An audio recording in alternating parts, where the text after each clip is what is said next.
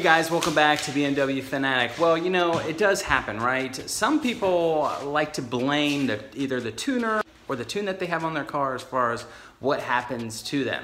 Point example, I was trying to do an overview video showing you the steering wheel controls on the JB4. I did finish up that video, so I'll be posting it tomorrow. But the problem was that I made a crucial mistake, and it was all on me, not of course the JB4.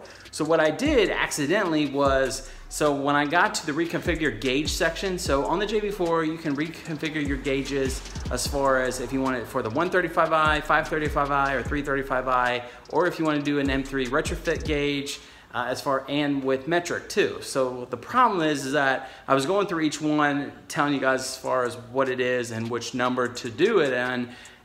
And I got to 8, the M3 retrofit, and basically screwed up, and it recalibrated my gauges to an M3 retrofit, which obviously screws everything up because I can't get back to what I need to do. So of course I was thinking, you know what? I can just go to the option 5.2, which will reset my gauges back to normal state. So I'm like, hey, you know, I'll do that. The problem was that I couldn't get back to that because the gauges were already reconfigured and all messed up. That was the problem. So I reached out to Terry Berger. Now Terry owns Berger Motorsports, of course, as you guys know, Berger Tuning. And even though he's not so much available via email, sometimes he is, and he does look at messages. So kudos, Terry. Thanks for helping me out real quick. Got me all squared away back to resetting the gauges, even though I then got stuck in transport mode, so we had to do that a few times to get me out.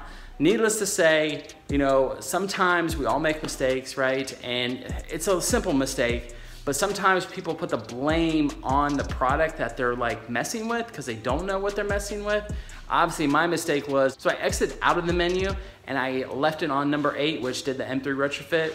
And of course, that's what messed it all up. When I tried to go back and fix it, thinking which option I was on by just like counting the clicks, I then put it in transport mode, and of course it limits the power to 50%, puts the rev limit at like 4,500.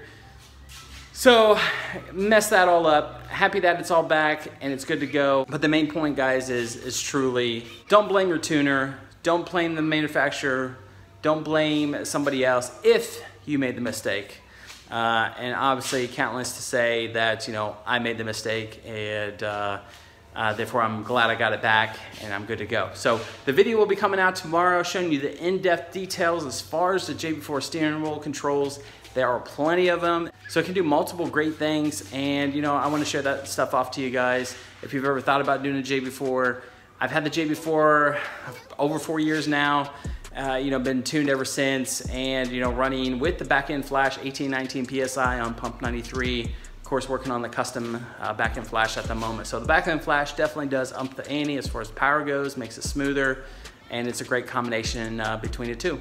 So other than that, ready to rock and roll, lots of great stuff to come. Tune coming in, waiting on the downpipes to come in, get those in, and we'll be ready to rock and roll. Hope you guys are gonna have a great Friday, and talk to you soon. Take care.